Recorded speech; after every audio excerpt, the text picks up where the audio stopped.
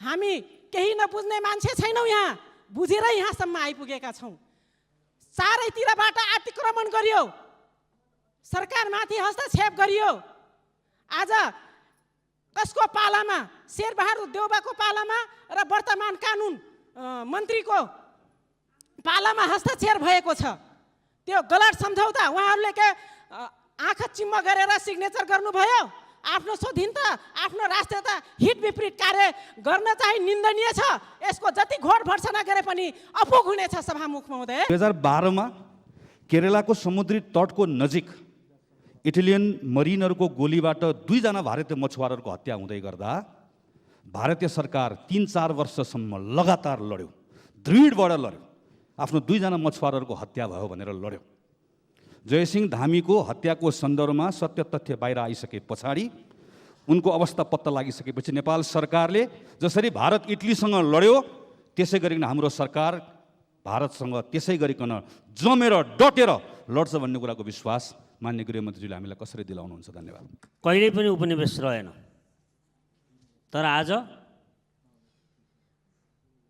मालघाटबाट दार्चुला जाने क्रममा जयसिंह धामीको अपराधपूर्ण क्रियाकलापबाट उहाँले मृत्युवरण गर्नु परेको छ। यो अपराधका बारेमा नेपाल सरकार बडा घुमाउरो तरिकाले, यहाँ त उहाँ आफै जाँदा चुडिएको जस्तो जुन भन्दैछ, यो निमुखो तरिकाले वास्तवमा हाम्रो स्वाभिमान माथि लान सक्दैनौँ। अपराधीहरूलाई कारबाही हुनुपर्दछ। त्यसबारे मन्त्रीजी के बोल्नुहुन्छ?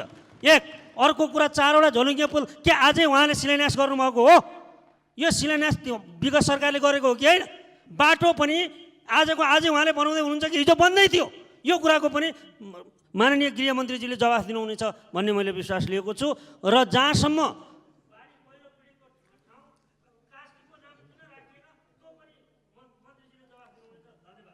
माननीय श्री योगेश कुमार भट्टराई। सभामुख महोदय, दार्चुला जिल्लामा भएको घटनामा स्वयं गृह मन्त्रालयको खोजी कार्य भइरहेको छ भन्ने मन्त्रीजीको रिपोर्ट छ। तर उहाँले जयसिंह धामीको डेथ बडी भनिसक्नुभयो। के जयसिंह धामीको मृत्यु भइसकेको हो अथवा उहाँको खोजी कार्य गरेको टोलीले अन्तिम रिपोर्ट नदिँदै किन यो घोषणा गरेको छ? म गृहमन्त्रीजीलाई प्रश्न गर्न चाहन्छु। प्राकृतिक विपत्तिमा परेका र घरबार विहीन भएकाहरूलाई 5 लाख घर निर्माणको निम्ति दिने अघिल्लो सरकारको घोषणा थियो। ताप्लेजुङको दोभान बजारमा भएको आगलागीबाट 50 घर जलेका छन्, नष्ट भएका छन्। र 71 सालमा ताप्लेजुङकै मिकुवा खोला गाउँपालिकामा बाढी र पहिरोबाट झन्डै 50 घर नष्ट भएका छन्। त्यो घर बनाउनको निम्ति प्रति परिवार 5 लाख कहिले पाउँछन्? म प्रश्न सोध्न चाहन्छु। धन्यवाद। माननीय श्री गगन कुमार थापा। सभामुख महोदय, जयसिंह धामीको घटनामा भारतीय पक्षले भारतीय सीमा सुरक्षा बलको कुनै संलग्नता नरहेको भन्ने जिकिर गर्यो भन्ने मिडियामा आएको छ। सत्य के हो? भारतीय पक्षले आधिकारिक रूपमा आफ्नो संलग्नता नभएको भनेर भनेको हो? यदि यस्तो हो भने छानबिन समितिलाई भारतीय पक्षले कस्तो सहयोग गर्ला? हाम्रो छानबिन समितिले सत्य तथ्य पत्ता लगाएर यो लिएर आउँछ भन्ने कुराको विश्वास माननीय गृहमन्त्रीजीले हामीलाई कसरी दिलाउनुहुन्छ?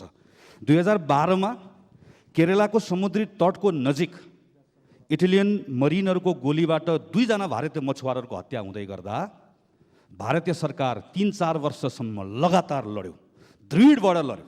आफ्नो 2 जना मछुवारहरूको हत्या भयो भनेर लड्यो। जयसिंह धामीको हत्याको सन्दर्भमा सत्य तथ्य बाहिर आइसके पछाडि, उनको अवस्था पत्ता लागिसकेपछि नेपाल सरकारले जसरी भारत इटलीसँग लड्यो त्यसै गरिकन हाम्रो सरकार भारतसँग त्यसै गरिकन जमेर डटेर लड्छ भन्ने कुराको विश्वास माननीय गृहमन्त्रीजीले हामीलाई कसरी दिलाउनुहुन्छ? धन्यवाद। माननीय श्री शेरबहादुर तामाङ।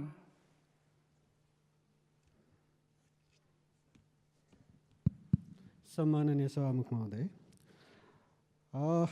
एकदमै छर्लङ्गै देखेको घटनामा पनि विवरण मान्य गृहमन्त्रीजीको विवरणको जुन यहाँ प्रस्तुत गर्नुभयो, यो विवरण सुन्दाखेरि सत्य तथ्य आउँदैन। यो हामी यहाँ संसदलाई यो थाहा भइसक्यो, त्यसैले संसदीय समितिको जरुरी छ। अब बोल्नै पर्ने भएको छ। त्यसमाले कुन चस्मा लगाएर उहाँले चाहिँ अब त्यो विवरण सुनाउनु भयो, यो सदनलाई जानकारी होस्। अर्को एउटा मेलम्चीको चाहिँ मुहानमा जानको लागि जुन वैकल्पिक मार्ग उहाँले कसैले भनेको आधारमा टिपेर प्रस्तुत गर्नुभएको छ। म त्यही क्षेत्रमा छु। जनताको बस्ती छोडेर अन्तैबाट सडकको परिकल्पना गरिएको छ वैकल्पिक मार्ग, त्यो स्वीकार्य हुँदैन।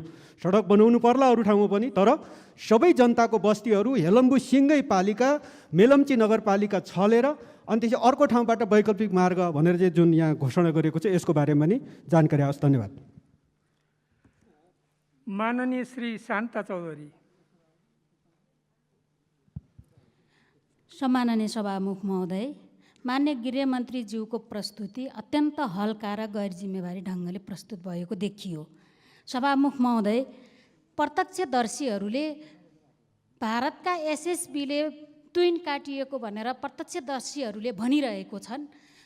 हाम्रो गृहमन्त्रीज्यूले भन्नुहुन्छ हामी जानकारी लिइरहेका छौँ, बुझिरहेका छौँ, प्रमाण यही होइन र सभामुख महोदय?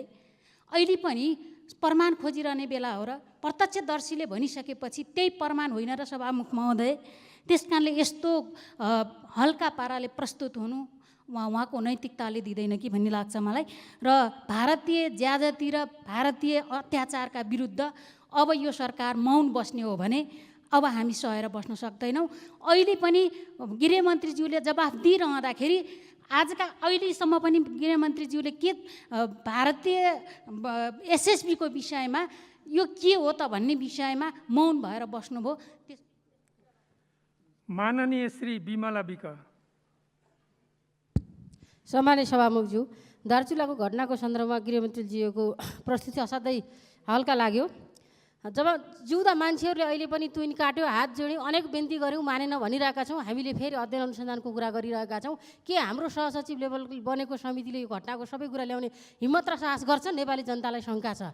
मान्य गृहमन्त्रीज्यू र प्रधानमन्त्रीको लेभलबाट भारतसँग केही कुरा संवाद भयो कि भएन नेपाली जनताले सोध्न चाहिरहेका छन्। सहसचिवको नेतृत्वको समितिले सबै कुरा ल्याउँछ भन्ने कुरा जनतालाई विश्वास छैन। गृहमन्त्रीलाई म सोध्न चाहन्छु, 10 दिनसम्म समितिले प्रतिवेदन ल्याउने, फेरि 10 दिन तपाईँहरूले प्रतिवेदन पढ्ने, फेरि अर्को 10 दिनमा केही गर्ने खालको सोचमा हुनुहुन्छ कि केही अरू एक्सनमा गइसक्नु भएको छ? मलाई सोध्न मन लागेको छ। अर्को कुरो, विभिन्न ठाउँको बाढी पीडितहरूको तथ्याङ्क भन्नुभयो। गृहमन्त्रीले तथ्याङ्क भन्दा पनि सरकारले के गर्न खोजिरहेको छ, सरकारको प्लान के छ, पूर्व तयारी के छ, यो भन्न सुन्न हामीले चाहिरहेका थियौँ। तथ्याङ्क त हामीले अनेकबाट पनि लिइसकेका छौँ। यति मेरो प्रश्न छ। धन्यवाद। माननीय श्री गणेश सिंह ठगुन्ना। सम्माननीय सभामुख महोदय, मान्य गृहमन्त्रीज्यूले नै आफ्नो मन्तव्यमा भन्नुभयो कि नदीको तुइन तरिसकेका व्यक्तिहरू र तुइन तर्न बाँकी व्यक्तिहरू, त्यो ठाउँमा 15-20 मिटरभन्दा बढी नदीको चौडाइ छैन, त्यो त्यति मात्रै दूरी छ। त्यसकारण प्रत्यक्षदर्शीहरू स्वयंले भइरहेको घटनालाई पनि सरकारले चाहिँ किन कन्जुसाइ गरिरहेको छ, किन त्यसमा आलटाल गरिरहेको छ, गम्भीर प्रश्न छ। र दोस्रो कुरा, यो सरकारले भारत सरकार समक्ष यस घटनाको सन्दर्भमा के कुरा गरेको छ, अहिलेसम्म के यस बारेमा अगाडि बढाएको छ, यो कुरा सदनलाई जानकारी होस्। धन्यवाद। माननीय श्री महेश बस्नेत। सामान्य सभामुख महोदय, गृहमन्त्रीलाई मेरो एउटा प्रश्न छ, एउटा उत्तर छ।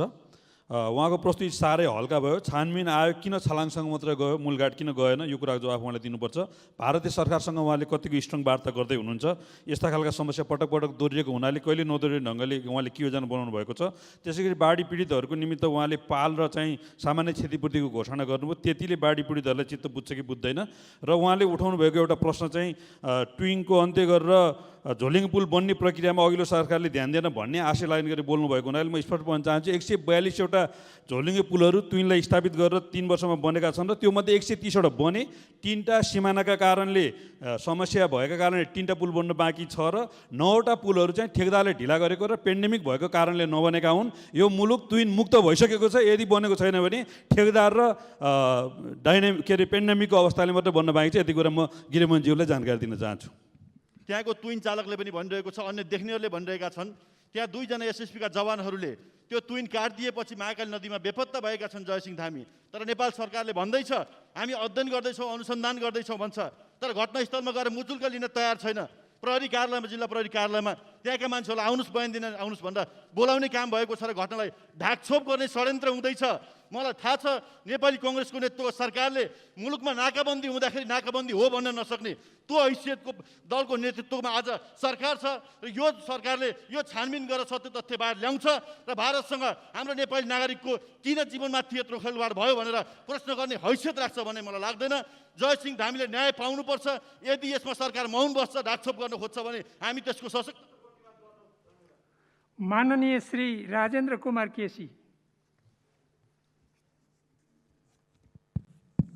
सम्मानीय सभामुख महोदय, पूर्व प्रधानमन्त्री केपी ओलीजीले नेपालमा 2 वर्षभित्र तुइन विस्थापित हुन्छ भनेर 2072 सालमा पहिलो प्रधानमन्त्री हुँदा उद्घोष गर्नुभयो। फेरि 2074 सालमा मैले प्रश्न उत्तर दिँदै गर्दा अब तुइन हेरेर म्युजियममा जानु भनेर पनि उहाँले चाहिँ मेरो प्रश्नको उत्तर दिनुभयो। मलाई लाग्छ यो उद्घोष र कार्यान्वयनको तारतम्यमा स्वयं प्रधानमन्त्रीज्यू नै पूर्व प्रधानमन्त्रीज्यू नै जिम्मेवारी हुनुहुन्छ कि जस्तो पनि लाग्छ। म गृहमन्त्रीज्यूलाई प्रश्न गर्न चाहन्छु, अझै कतिवटा तुइन नेपालको महाकाली नदी लगायतका अन्य नदीहरूमा छन्, त्यसको जानकारी पाऊँ भनी म प्रश्न गर्न चाहन्छु। धन्यवाद। माननीय श्री यशोदा गुरुङ सुवेदी।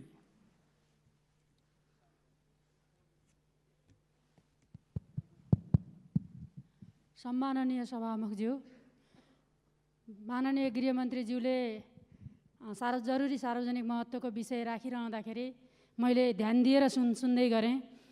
मनाङ जिल्लाको 4वटै गाउँपालिका यसपटकको बाढी पहिरोबाट अत्यन्तै प्रताडित भएको छ। त्यहाँको निश्चित रूपमा हो, त्यहाँ जनताको मानवीय क्षति भएको छैन, तर धनको क्षति, अरबौँको क्षति भएको छ। सरकारसँग रेकर्ड छ कि छैन, कति घर क्षति भएको छ, कति सरकारी सम्पत्ति क्षति भएको छ र कति सार्वजनिक सम्पत्ति क्षति भएको छ र कति व्यक्तिगत सम्पत्ति क्षति भएको छ, यो गृह मन्त्रालयसँग रेकर्ड छ कि छैन, हामीले किन सुन्न पाएनौँ, म यो जानकारी राख्न चाहन्छु। धन्यवाद। माननीय श्री प्रेम सुवाल।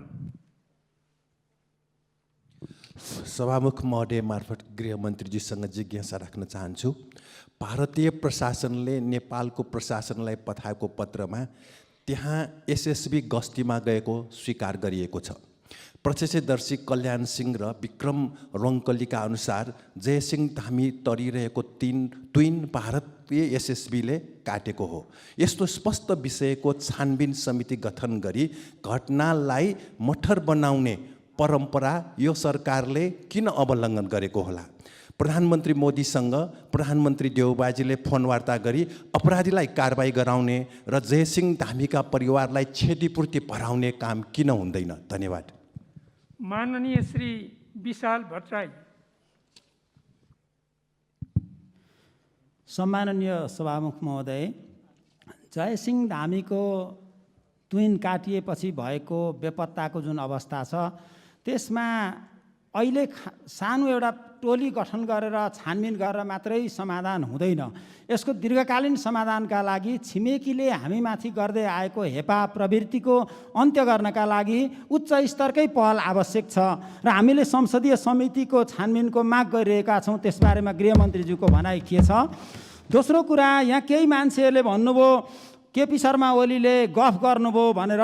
जिन्दगीभरि गफ गर्न मात्रै जानेका र नेतृत्वको विरोध गरेर मात्रै स्थापित हुन खोज्नेहरूले 2072 सालमा केपी ओली प्रधानमन्त्री हुँदाखेरि जम्मा 171वटा पुलहरू सर्वे भएका थिए तुइन विस्थापित गर्न। 142वटा बनिसके, 5वटा सीमा नदीको कारणले गर्दा महाकालीमा स्थगित भएको थियो। दोस्रो पल्ट उहाँ प्रधानमन्त्री हुँदाखेरि भारतीय पक्षसँग कुराकानी गरेर अहिले निर्माणाधीन अवस्थामा छन् र यही लामघाटको पुल। माननीय सदस्यहरू, अब म माननीय गृहमन्त्रीलाई उक्त प्रश्नहरूको सम्बन्धमा जवाफ दिन अनुमति दिन्छु।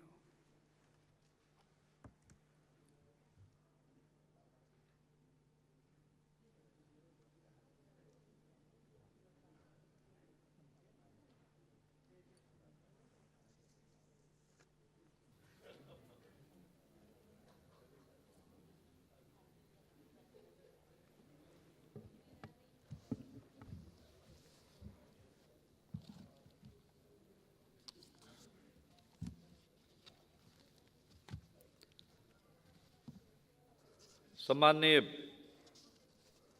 सभामुखज्यू र माननीय सदस्यज्यूहरूले सोध्नुभएको प्रश्न र राख्नुभएको जिज्ञासाका लागि सबै मान्य सदस्यहरूलाई म धन्यवाद दिन चाहन्छु र सबै मान्य सदस्यहरू मुलुकको अहिलेको अवस्था, नेपाली नागरिकहरूको जीवनको रक्षा, विपदको व्यवस्थापनमा ज्यादै गम्भीर र संवेदनशील हुनुहुन्छ, त्यसका लागि म धन्यवाद दिन चाहन्छु।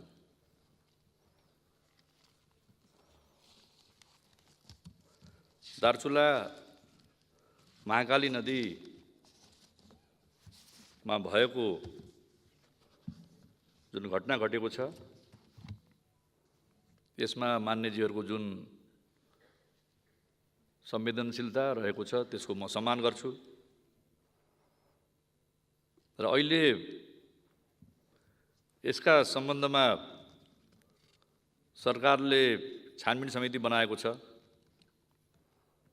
र छानबिन समिति दार्चुला जिल्ला र घटना घटेको मालघाट र गस्कु घटनास्थलमा पुगेरै छानबिन गर्नेछ र तुइन तर्न सफल भएका बहादुर सिंह धामी, अमर सिंह धामी, गौरा सिंह धामी, बलराम सिंह धामी सँग पनि उहाँहरूले भेटघाट गर्नुहुनेछ र उहाँहरूको जानकारीलाई पनि छानबिन समितिले मूल आधारै बनाउनेछ। त्यसरी नै तुइन तर्न बाँकी अनिता धामी, विक्रम रङ्कोली र कल्याण धामीसँग बुझ्न लागि पनि जिल्ला सदरमुकाममा उहाँहरू आउनुभएको छ र घाटको दुवैतर्फ जाने त्यहाँका आम नागरिकहरूसँग पनि बुझ्ने र सत्य तथ्य सङ्कलन गरेरै प्रतिवेदन बनाइने हो र प्रतिवेदनले ठहर गरेको निष्कर्षलाई सरकारले दृढताका साथ अगाडि बढाउनेछ। नागरिकको जीवन रक्षा गर्नु राज्यको मूल दायित्व हो।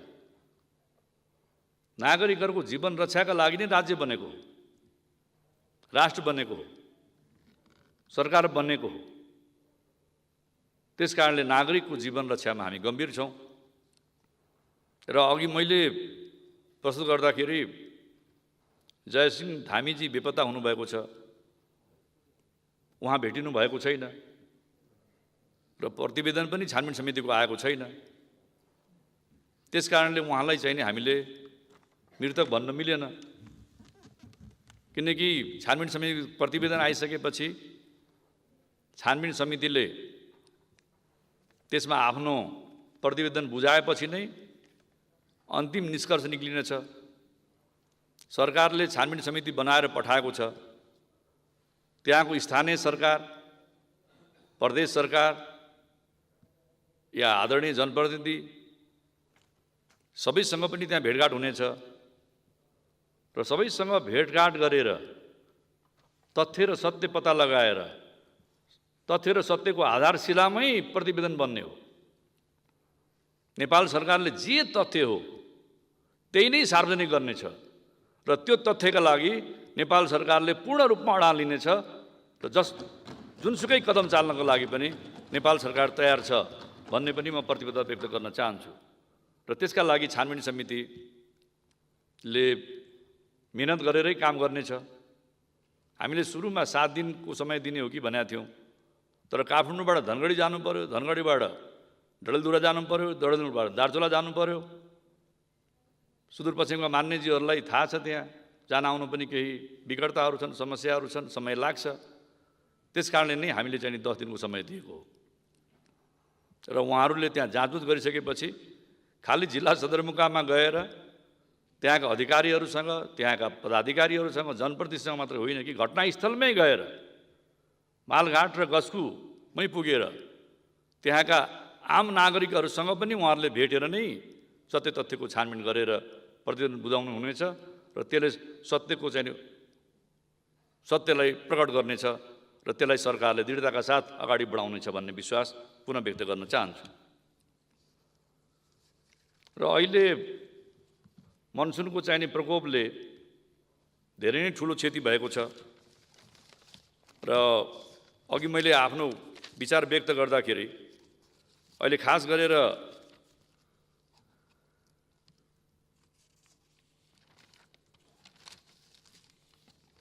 बाटोको लागि वैकल्पिक बाटो चाहिँ नि मैले भन्न खोजेको होइन, तत्कालका लागि उद्धार र राहतका लागि यो बाटो खोल्ने बारेमा मैले कुरा गरेको हो र त्यसका लागि बाटो निर्माण गर्ने, बाटोको डिपिआर बनाउने काम सडक विभागको हो र तर अहिले हामीले चाहिँ नि सिन्धुपाल्चोकको मेलम्ची बजारको जुन मूल बाटो हो त्यो धेरै नै अवरुद्ध भएको कारणले अर्को सहायक रोडलाई पनि हामीले खोलेर कम्तीमा पनि मेलम्चीको पूर्वसम्म पनि हामीले एक्सेस गराइदिने, त्यहाँ चाहिँ नि खाद्यान्न र विभिन्न आपूर्तिहरूको लागि चाहिँ नि हामीले त्यो बाटो सुन्दरी जलको बाटो चाहिँ नि हामीले मर्मसम्मार गरेर त्यसलाई चालु अवस्थामा लाने भनेको हो। त्यसलाई वैकल्पिक बाटोको रूपमा चाहिँ नि हामीले अगाडि बढाउन खोजिया होइन र जुन मूल बाटो हो त्यसैलाई नै चाहिँ नि हामीले पुनः निर्माण गर्ने हो, बनाउने हो, त्यसमा चाहिँ नि सरकार प्रतिबद्ध रहेको छ भन्ने पनि म आग्रह गर्न चाहन्छु। अब यो विपदको व्यवस्थापन गर्ने क्रममा उद्धार, राहत र पुनर्स्थापना राज्यको चाहिने मूल दायित्व हो। त्यसका लागि हामी प्रतिबद्ध छौँ। सुरुमा चाहिँ नि उद्धार गर्ने, राहत वितरण गर्ने, टेन्ट र त्रिपाल बसाउने, किनकि घरमा भत्किसकेपछि बस्न नसक्ने मान्छेलाई त हामीले पाल बनाउनै पर्यो, त्रिपाल चाहिँ लानै पर्यो। तर घर तत्काल अस्थायी घर निर्माणका लागि सरकारले तत्कालै 50,000 रुपियाँ दिन्छ, जसको घर चाहिँ नि बाढी पहिरोमा बगेको छ या आगजनीबाट चाहिँ नष्ट भएको छ। त्यसरी नै स्थायी रूपमा बनाउनको लागि हिमाली क्षेत्रमा चाहिँ नि 5 लाख, पहाडी क्षेत्रमा चाहिँ नि 4 लाख र तराई मधेसमा 3 लाख रुपियाँ दिने चाहिँ नि हाम्रो नीति रहेको छ। किनकि हिमाली क्षेत्रमा निर्माण सामग्री व्यवस्थापन गर्न, खरिद गर्न महँगो हुने भएको कारणले यो 5 लाख रुपियाँ राखिएको हो र त्यसका लागि हामीले नेपाल सरकारले फन्ड पनि क्रिएट गरेको छ र त्यसका लागि भत्किएको कुराको प्रमाण आइसकेपछि तत्कालै चाहिँ नि हामीले रकम दिने हाम्रो प्रतिबद्धता रहेको छ, त्यो म आग्रह गर्न चाहेँ। अब महाकाली नदीमा अब यो ट्विन झोलुङ्गे पुल र पुल त्यो हामी सबैको साझा कमिटमेन्ट छ कि छिटोभन्दा छिटो चाहिँ नि त्यहाँका नागरिकहरूलाई सुविस्ता दिन सकियोस्, यातायातको पहुँचमा पुर्याउन सकियोस्। र अहिले मान्यज्यूहरूले सोध्नुभयो त्यहाँ अझै कतिवटा तुइन छ, अझै पनि 4वटा झोलुङ्गे पुल त्यहाँ निर्माणाधीन अवस्थामा छ। तर यसको शिलान्यास गरेको चाहिँ नि 3 वर्ष भइसक्यो। हामी सबैको चाहना थियो, त्यहाँका आम नागरिकको चाहना थियो, जनप्रतिनिधिको चाहना थियो, सरकारको पनि चाहना थियो 1 वर्षभित्रै झोलुङ्गे पुल बनोस् र सबै तुइनहरू विस्थापित हुन्, सबैको चाहिँ नि चाहना र प्रतिबद्धता थियो। तर अब विभिन्न कारणले ती निर्माण सम्पन्न हुन सकेका छैनन्। कुनै झोलुङ्गे पुलको 30% बनिएको छ, कसैको 70% बनिएको छ। त्यसको अवस्था बडो जटिल पनि छ, चुनौतीपूर्ण पनि छ। त्यस कारणले अहिले चाहिँ नि चाँडोभन्दा चाँडो बनोस् भन्ने नै चाहिँ नि हाम्रो प्रतिबद्धता रहेको छ। र माननीय सदस्यज्यूले मनाङ जिल्लाको विपदको बारेमा केही कुराहरूको जिज्ञासा राख्नु भएको छ। त्यहाँ एउटा सडक, बेली ब्रिज 1, समुदाय भवन 1, झोलुङ्गे पुल 8वटा, पक्की पुल 2वटा, मोटरी पुल काठे पुल 6वटा, सरकारी कार्यालय 6वटा, स्कुल 1वटा, ब्याङ्क 2वटा, 4वटा पालिकाहरूमा 40 घर पूर्ण क्षति भएको छ। 287 घर जोखिममा छन्, 150 घर विस्थापित छन्। तर त्यहाँको नागरिकहरूको चाहिँ नि जीवनको क्षति भएको छैन। र अहिले हामीले मनाङको लमजुङको बेसी सहरबाट मनाङको सदरमुकाम चामे जाने सडक पूर्णतः अवरुद्ध भएको कारणले हेलिकप्टरबाट त्यहाँ चाहिँ नि खाद्य सामग्री र औषधि सामग्रीहरू हामीले पुर्याइरहेका छौँ र छिटोभन्दा छिटो त्यहाँको अवरुद्ध सडकलाई खोल्नको लागि पनि हामी प्रयत्नशील छौँ। मोटरेबल सडकभन्दा पनि पहिला मान्छे हिँड्न सक्ने खालको सडक बनाओस्। त्यस्तै गोर्खामा पनि चाहिँ नि अहिले उत्तरी भूभागमा सडक अवरुद्ध भएको छ, त्यहाँ कम्तीमा पनि घोडेटो सडक भए पनि खोल्न सकियोस् र त्यहाँ चाहिँ नि खाद्यान्न सप्लाई गर्न सकियोस् र मान्छेको आवत जावतलाई नियमित गराउन सकियोस् भन्ने चाहिँ नि हामीले प्रयत्न गरिरहेछौँ। त्यस्तै कास्की र ताप्लेजुङ लगायत देशका यो मनसुनबाट प्रभावित क्षेत्रहरू जिल्लाहरूमा त्यहाँ उद्धार गर्ने, राहत पुर्याउने र निर्माणलाई पूर्णता गर्ने र मर्मत सम्भार गर्ने र आवत जावतलाई चाहिँ नि सुचारू गर्ने र विस्थापित भएका घर परिवारहरूलाई उनीहरूलाई समुचित बसोबासको व्यवस्था गर्ने क्रममा सरकार दृढतापूर्वकै लागेको छ भन्ने पनि म विश्वास व्यक्त गर्न चाहन्छु। त्यस्तै ताप्लेजुङ लगायत कतिपय जिल्लामा जहाँ चाहिँ नि आगोले घरहरू नष्ट भएका छन् त्यहाँ पनि हामीले चाहिँ नि पुनर्निर्माणका लागि सरकारले चाहिँ नि रकम दिनेछ भन्ने विश्वास व्यक्त गर्दै आफ्नो भनाइ टुङ्ग्याउँछु। सबै मान्यज्यूहरूलाई धन्यवाद।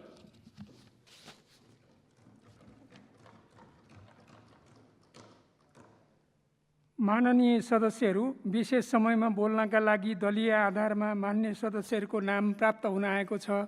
म उहाँहरूलाई बोल्न समय दिन्छु। सर्वप्रथम मान्य डाक्टर सूर्य प्रसाद पाठक, समय 6 मिनेट। यसपछि मान्य श्री दिलेन्द्र प्रसाद बडु। सम्माननीय सभामुख महोदय, सर्वप्रथम गत शुक्रबार वैदेशिक रोजगारीका लागि काठमाडौँ आउने क्रममा तुइनबाट महाकाली नदी पार गरिरहेको अवस्थामा भारतीय अर्धसैनिक बलले तुइनको डोरी काटिदिएपछि दार्चुलाका जयसिंह धामी महाकाली नदीमा बेपत्ता भइरहेको कुराले स्तब्ध तुलाएको छ। म भारतीय अर्धसैनिक बलको यस ज्यादती र अमानवीय कार्यको निन्दा गर्दछु।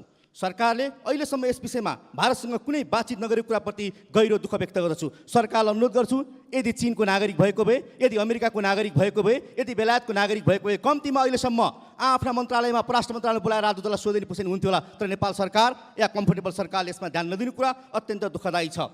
म यो घटनाको निष्पक्ष रूपमा छानबिनको माग गर्दछु। अविलम्ब भारत सरकारसँग नेपाल सरकारले कुराकानी गरी भारत सरकारको धारणा सार्वजनिक गर्नका लागि आग्रह गरोस् र त्यो तुइन काट्नेहरूमाथि कडाभन्दा कडा कारबाही होस् र बेपत्ता परिवारलाई उचित क्षतिपूर्तिको व्यवस्था होस् माग गर्न चाहन्छु। थोरै यहाँ तुइनको कुरा आयो सभामुख महोदय, मैले तथ्याङ्क माथि राखिदिन्छु।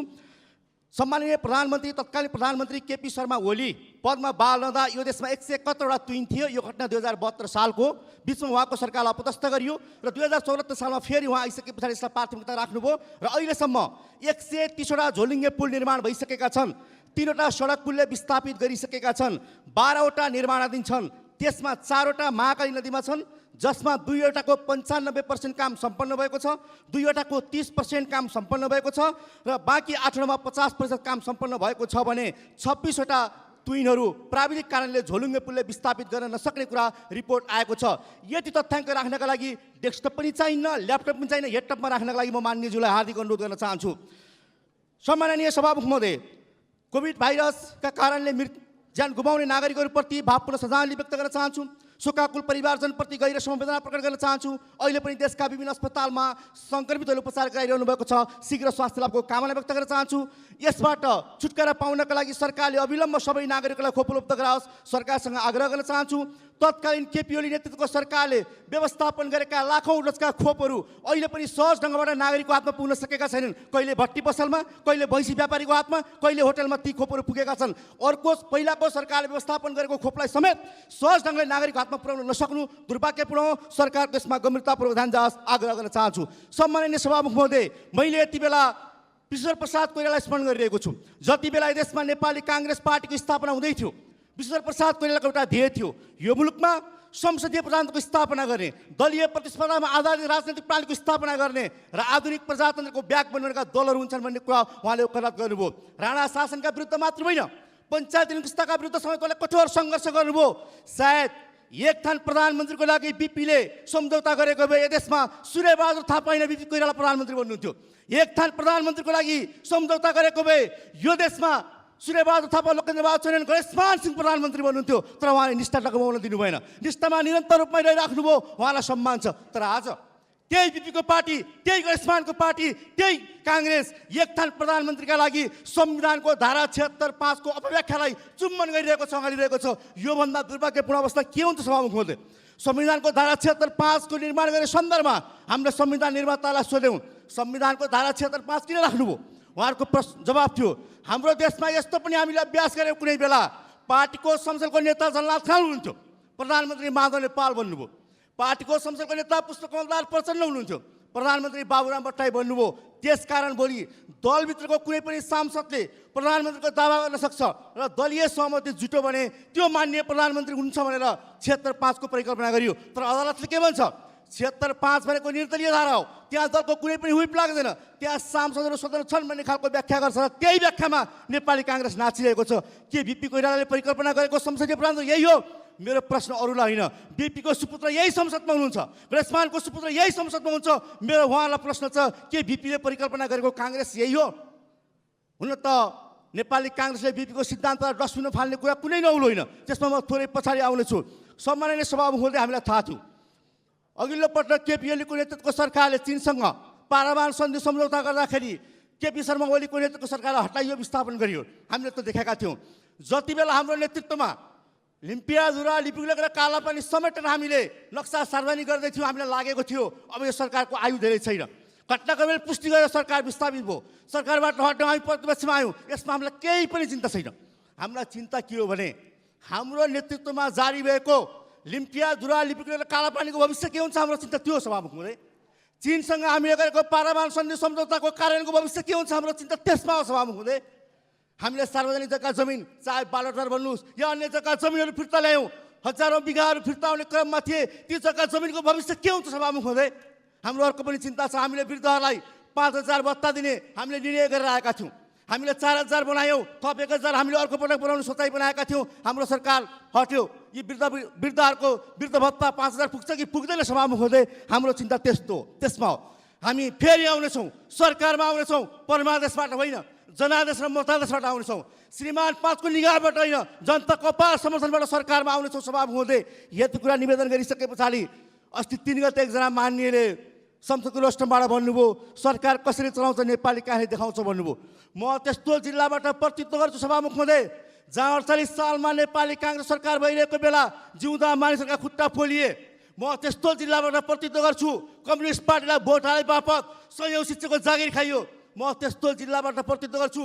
कम्युनिस्ट पार्टीको झन्डा बोके बापत सयौँ मान्छेलाई झुट्टा मुद्दा लगाइयो। के काङ्ग्रेस त्यही उन्मादमा आउन खोजेको? कृपया यदि तपाईँले धम्काउन खोज्नुभएको भने म विनम्रतापूर्वक अनुरोध गर्छु, कम्युनिस्ट पार्टीलाई माया गरे बापत, कम्युनिस्टलाई सहयोग गरे बापत, समर्थन गरे बापत राज्य अर्थतन्त्रको बचाउने प्रयास गर्नुभयो भने त्यो दुष्प्रयास हुनेछ। त्यसको हामी प्रतिरोध मात्र होइन, प्रतिवाद पनि गर्नेछौँ। यति कुरा यहाँ राखिसके पछाडि कम्फर्टेबल सरकारलाई मेरो शुभकामना छ। यस्ता 2टा कम्फर्टेबलका सारथी छेउछाउमा राख्नुभएको छ कि उहाँहरूले 6 महिनामा 9 महिनामा सरकार बदल्ने मात्रै उहाँहरूको ध्यान हुन्छ। यद्यपि संविधानले केही रोकेको कारणले अहिले समस्या होला, तर उहाँहरूको ध्यान भनेको अधिकांश सरकार बदल्ने कुरामा रहन्छ। त्यसकारण कम्फर्टेबल सरकारलाई मेरो बधाई छ, शुभकामना छ। र सभामुख अन्तिममा एउटा मात्र कुरा आग्रह गर्न चाहन्छु, नेपाली काङ्ग्रेसले बिपीको सिद्धान्तलाई डस्टबिनमा अहिले होइन पहिल्यै फालेको। म प्रमाण दिएर भन्न सक्छु, जति बेला यसमा राष्ट्रिय कम्पनीहरू थियो 27 वटा सबैलाई डिजिटल गर्यो। ती कम्पनीहरू सबै कुरा थिए, त्यसको साइड इफेक्ट के पर्यो? आज लाखौँ युवाहरू सामान्य जीवनयापनका लागि खाडीमा तप्त पसिना चोइरहेका छन्। र त्यो सम्माननीय सभामुख महोदय, सर्वोच्च अदालतको फैसला र हाम्रो सङ्घर्षले प्रतिनिधि सभाको पुनर्स्थापना भएको छ र यसले नयाँ सरकार, पार्लियामेन्टले नयाँ सरकार दिन्छ भन्ने एउटा विकल्प संविधानको व्यवस्था, संविधानको धारा 76 को 5 लाई कार्यान्वयनमा पनि यसै पटक आएको छ। त्यसकारण म सबै मान्य सदस्यहरूलाई बधाई दिन चाहन्छु र सरकारलाई पनि बधाई र शुभकामना दिन चाहन्छु। सरकारले संविधानलाई ट्र्याकमा राख्न र लोकतन्त्रलाई सही बाटोमा हिँडाउने मात्रै दायित्व बोकेको छैन, पूर्ववर्ती सरकारले गरेका जनविरोधी कामहरूलाई खारेज गर्ने जिम्मेवारी पनि बोक्नुपर्छ। यसको एउटा राम्रो उदाहरण हो झापाको गिरिबन्धु टी स्टेट गार्डनको जुन हदबन्दीभन्दा बढी जग्गा बिक्री गर्ने अघिल्लो सरकारको क्याबिनेटको निर्णयलाई तत्काल खारेज गर्नुपर्छ भनेर झापाबाट एउटा प्रतिनिधिमण्डल पनि आएको छ।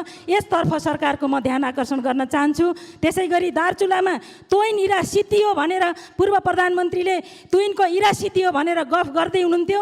त्यहाँ भारतीय एसएसबीका सेनाहरूले हातमा त्यो एउटा तुइन काट्ने एउटा 75 जना हामी आफैले बनाएको संविधानलाई हामी आफैले बारम्बार हिर्काइराख्यौँ। त्यसमध्ये 274 जना रमिते भइराख्यौँ, हेरिराख्यौँ, एकजनालाई हिर्काइराख्यौँ र हामी केही बोल्न सकेनौँ सभामुख महोदय। अनि हामी रुँदै रुँदै अदालतको ढोका घच्च्याउन गयौँ र भन्यौँ हामीलाई बचाइदेऊ, हाम्रो संविधान बचाइदेऊ, हामीलाई बचाइदेऊ, प्रतिनिधि सभा बचाइदेऊ। हाम्रो आफ्नै संस्थालाई बचाउन हामीले सकेनौँ, टुलेर राख्यौँ सभामुख महोदय। र खालि अब हामी हाम्रो संस्थालाई बचाउन नसक्ने, तर हरेक दिन हामीले समाचार सुन्नुपर्छ सभामुख महोदय, फलानो माननीयले यसो गर्यो, फलानो माननीयले यसो गर्यो। खालि गलत समाचार मात्र हामीले सुनिराख्नुपर्ने। त्यसो भए हुनाले न हामीले हाम्रो संस्थालाई बचाउन सक्छौँ, न हाम्रो संविधानलाई बचाउन सक्छौँ। यति ठुलो जमात छ र हामी त सधैँ रमिते भइराख्छौँ सभामुख महोदय। र हामी आफ्नो संस्था बचाउन नसकेर अदालतको ढोका घच्काउन जान्छौँ भने अब मैले भन्नु खोजेको के हो भने, अब चाँडोभन्दा चाँडो यो न्यूनतम साझा कार्यक्रम आउँदैछ। यसमा यो सरकारले के गरोस् भने संविधान संशोधनको प्रस्ताव ल्याओस्। त्यो के ल्याओस् भने यति धेरै माननीय आवश्यक छैन भनेर ल्याओस्। अब यसको विधि पनि म सिकाइदिन्छु।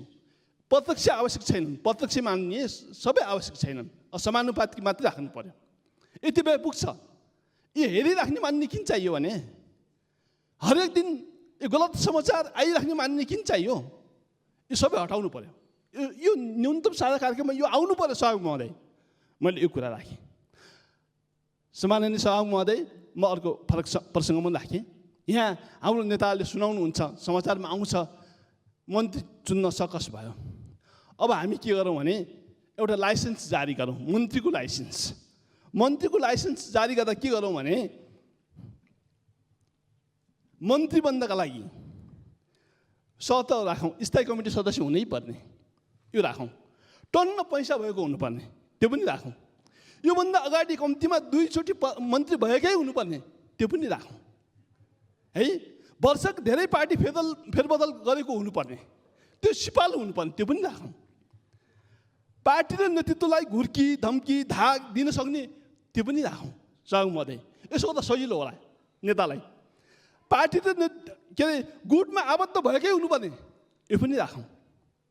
वर्षक पति नभए पत्नी, यो पनि राखौँ सभामुख महोदय है। अनि नेतृत्वको वरिपरि घुमी खुसी बनाउन सक्ने खुबी भएको, त्यो पनि राखौँ सभामुख महोदय। र भ्रष्टाचार र कमिसन सबैका दुलाहरू थाहा पाएको, भ्रष्टाचार र कमिसन कसरी गर्नुपर्छ भन्ने कुरा सबै दुला थाहा पाएको, त्यो क्षमता भएको मान्यलाई मन्त्री बनाउने, त्यो पनि राखौँ। र अर्को के राखौँ भने सभामुख महोदय, यो सदनमा आइराख्नु नपर्ने, यो हाउसमा आइराख्नु नपर्ने, यसो जालक जुलुक गरे हुने त्यस्तो मान्यलाई पनि मन्त्री बनाउन सकिने, त्यो प्रावधान राखौँ। यसो गर्दा हाम्रो नेताजीहरूलाई सजिलो होला। यो मन्त्री नत्र भने धेरै गाह्रो हो मन्त्रीज्यूलाई है। मैले यति राखेँ है। र अन्तमा बेला बेला घुचिरहेको छ सभामुख महोदय हामीलाई, किनभने हाम्रो एउटा सम्मानित गर्ने एउटा मान्य सदस्यहरूले बेला बेला हामी सशस्त्र सङ्घर्षबाट आएका, जनयुद्धबाट आएका हामी मान्यलाई घोचिरहेको छ। त्यो के भने अरूले बोल्ला त्यो मान्य राखिँदैन, तर एउटा बुजुर्ग मान्यज्यूले भन्नुहुन्छ, गिरिजा प्रसादज्यूले जङ्गलमा बसेका माओवादीहरूलाई यहाँ ल्याए, मलाई यो शान्ति प्रक्रियामा ल्याए भनेर बारम्बार भन्नुहुन्छ, अथवा एमाले शान्ति प्रक्रियामा ल्यायो भन्छन्। मैले के भन्न चाहन्छु भने योले मलाई घुचिरहेको छ सभामुख महोदय। अब म के भन्न चाहन्छु भने उहाँहरूलाई तपाईँहरूको पनि एउटा इतिहास थोरै पल्टाइदिउँ। तपाईँहरू जति बेला ज्ञानेन्द्रले तपाईँहरूको कठालो समातेर काला पहाड पठाएको थियो, तपाईँहरू यहाँ कसरी आउनुभयो? काला पहाड पठाए होइन ज्ञानेन्द्रले तपाईँलाई जेलमा घोचिया होइन? अनि तपाईँलाई यहाँ कसले ल्यायो? हामीले 12 बुधे समझदारी गरेर हामी सबै यहाँ आएका होइनौँ। अनि हामीलाई जङ्गलबाट ल्यायौँ, किन धक्कु लगाइराख्ने भने तपाईँलाई पनि काला पहाडबाट हामी ल्याएका हौँ। ज्ञानेन्द्रले तपाईँलाई कठालो समातेर काला पहाड पठाएको थियो, त्यहाँबाट हामीले ल्यायौँ। थाहा पाइराख्नुहोस्। त्यसो भए हुनाले सभामुख महोदय हरेक कुरा सोची विचारी बोल्दा राम्रो होला। किनभने हामी सँगै छौँ। हिजो एमालेसँग सँगै थियो, आज कङ्ग्रेससँग सँगै छौँ। अब को शत्रु को दुश्मन यहाँ को छ र यहाँ? अब भोलि के हुनुपर्ने हो यहाँ थाहा छैन, हामीलाई थाहै छ। केपी ओलीलाई मात्र के दोष लगाइराख्नु र? केपी ओलीका गुरु त शेरबहादेव पो आफै हुन्, गुरु शेरबहादेव पो आफै हुन्। अहिले पो उहाँ ज्ञानी प्रधानमन्त्री जस्तो देखिनुहुन्छ, भोलि पर्या बेला त अनि आफ्नो फर्मुला त प्रयोग गर्नुहुन्छ उहाँले। किन एउटाले मात्र दोष लगाइराख्नु र? त्यसो भए हुनाले यो कुरा सबैलाई ज्ञात होस्। हस्, धन्यवाद। पुरानै सोच, पुरानै विचार, पुरानै व्यक्ति देख्छु, नयाँ अनुहार म त देख्दिनँ। अनि कसरी हुन्छ नयाँ सरकार? नयाँ बोतलमा पुरानै रक्सी भने जस्तै होइन र सभामुख महोदय। छिमेकीको निर्देशनमा बनेको कानुन र संविधान, छिमेकीको आशीर्वाद बनेको यो सरकार, यो सरकार जनादेशबाट होइन परमादेशबाट बनेको हो, सबैमा सर्वाभित्तै छ। आज परमादेशबाट बनेको सरकारले अहिलेसम्म मन्त्रीमण्डल गठन गर्न नसक्नुको कारण के हो? सुन्नमा आइरहेको छ कि करोडौँको मूल्यमा मन्त्री पद बिक्री भइरहेको छ। कैयौँ संसदहरू त आत्महत्या गर्ने कुरा पनि आइराखेको छ सुन्नमा। यो सब के हो सभामुख महोदय? संसदीय प्रणालीको धज्जी उडाइएको छ, मजाक बनाइएको छ। 4 दलीय सरकार, 4 दलीय गठबन्धनको सरकारले सदनमा मन्त्रीमण्डल गठन नगरेको कारणले गर्दाखेरि सदनमा अहिलेसम्म बिजनेस पाइएको छैन, बिजनेसविहीन बनाइएको छ। अध्यादेश, कैयौँ अध्यादेशहरू टेबुल भएका छन्। त्यो अध्यादेश किन छलफलमा ल्याएन सभामुख महोदय? म सभामुख महोदय मार्फत नेपाल सरकारको सँग म जवाफ माग्न चाहन्छु। र अर्को कुरा म के भन्न चाहन्छु भने केपी नेतृत्वको सरकारले यो गरेन त्यो गरेन भन्ने कुरा प्रश्न म सुनिराखेको छु। तर हामी दशकौँ, 3 दशक पटक पटक बहुमतको सरकार हुँदाखेरि हामी के गर्यौँ भन्ने कुरा एकचोटि प्रश्न गर्ने संसदहरूले एकचोटि मनन गर्नुहोस्। पूर्व शासकहरूले देशमा बनाएका कल कारखानाहरू, उद्योग धन्दाहरू, जति पनि नेपालमा भएका कल कारखानाहरू नाम निशानै मेट्ने गरी समाप्त पारे। अनि के गरे यो सरकारले? 3 वर्षमा के गर्यो? 3 वर्षमा 1.5 वर्षसम्म त लकडाउनको अवधिमा कोरोनासँग सङ्घर्ष गर्नु पर्यो। 1.5 वर्षभित्र हजारौँ किलोमिटर बाटोहरू कालोपत्रे भएका छन्, सयौँ सङ्ख्यामा पुल पुलेसाहरू बनेका छन्। 72 सालमा भूकम्प आएको बेलामा धरहरा ढलेको थियो। स्वर्गीय सुशील कोइरालाको पालामा अर्बौँ रुपियाँ धरहरा खडा गर्ने भनेर अनुदान आयो, तर त्यो पैसा कहाँ गयो? त्यो खोज्ने कि नखोज्ने? अनि केपी सरकारले यो गरे त्यो गर्ने भनेर भन्न मिल्छ? देश 1.5 वर्षको कार्यकालमा थुप्रै काम गरेको छ। 1.5 वर्ष त लकडाउनमै सङ्घर्ष गर्नु पर्यो। अनि यो गरेन त्यो गरेन भन्न मिल्छ सभामुख महोदय? हामीले के गर्यौँ भन्ने कुरा हेक्क रहोस्। र अर्को कुरा, खोला नाला, वन जङ्गल, जमिनहरू सबै छिमेकी राष्ट्रहरूले हर्पे, हामी टुलु हेऱ्यौँ, हाम्रो आमाको अस्मिता लुटायौँ। आज एमसीसीको नाममा फेरि पनि हाम्रो चोलिया र बचेको चोलिया र फरिया बेचिँदैछ। यदि यस्तो कार्य गरियो भने, राष्ट्रघाटी सम्झौता गरियो भने त्यसको परिणाम ठिक हुने छैन। सभामुख महोदय मार्फत म देशभक्त नेपाली दाजुभाइ बहिनीहरूलाई भन्न चाहन्छु, हाम्रो राष्ट्रियता, स्वाधीनतामाथि, स्वाधीनता विपरीत कुनै कार्य गरियो भनेपछि अब नेपाली जनताहरू चुप लागेर बस्ने छैनन्। पहिलेको दिन जस्तो होइन अहिलेको दिन। अहिले दुनियाँ इन्टरनेटको जमाना भइसक्यो। अहिले हाम्रो देशभित्र के भइराखेको छ भन्ने कुरा सबैमा जगजाहेरै छ। त्यसकारण यो सरकार, नेकपा एमालेको सरकारको पालामा धेरै महत्त्वपूर्ण कार्यहरू गर्न गइरहेको थियो, तर छिमेकीहरूको दबावमा कम्युनिस्ट सरकारको पालामा कार्यहरू गर्न दिएन। यो कुरा पनि हामी बुझेका छौँ। हामी केही नबुझ्ने मान्छे छैनौँ, यहाँ बुझेरै यहाँसम्म आइपुगेका छौँ। चारैतिरबाट अतिक्रमण गरियो, सरकारमाथि हस्तक्षेप गरियो। आज कसको पालामा? शेरबहादुर देउबाको पालामा र वर्तमान कानुन मन्त्रीको पालामा हस्तक्षेप भएको छ। त्यो गलत सम्झौता, उहाँहरूले के आँखा चिम्म गरेर सिग्नेचर गर्नुभयो? आफ्नो स्वाधीनता, आफ्नो राष्ट्रियता हित विपरीत कार्य गर्न चाहिँ निन्दनीय छ। यसको जति घोर भर्सना गरे पनि अपुग हुनेछ सभामुख महोदय। त्यसकारणले यस्तो कार्य यथाशीघ्र रोकियोस्। राष्ट्रियता, संविधान र स्वाधीनता हित विपरीत कुनै कार्य अब नेपाली जनतालाई स्वीकार्य हुने छैन। यो कुरा पनि म राख्न चाहन्छु। र हामीले सङ्घर्ष गर्दाखेरि ढिँडो र सिस्नो खाएको बिर्स्यौँ। बाटा चप्पल, हात्ती छाप चप्पल लगाएर काठमाडौँभित्र छिरेको कुरा हामी बिर्स्यौँ। अकुट सम्पत्ति कमाउनेतिर लाग्यौँ। देश बनाउने कुरा परको कुरा हो। आज अकुट सम्पत्ति भएका नेताहरूको सम्पत्तिको छानबिनको माग पनि म सभामुख महोदय मार्फत म राख्न चाहन्छु। तिनीहरूको 3 पुस्ते सम्पत्तिको विवरण लिनुपर्छ र उहाँहरूको आय स्रोत के हो भन्ने कुरा पनि हामीले ठोकुवाको साथ हामीले अख्तियारलाई निर्देशन गर्नुपर्छ सभामुख महोदय मार्फत। अकुट सम्पत्ति कमाउने नेताहरूको सम्पत्तिको छानबिन यही सदन मार्फत रुलिङ होस् भन्ने कुरा राख्दै म आफ्नो भनाइ यहाँ गर्छु। धन्यवाद, नमस्कार।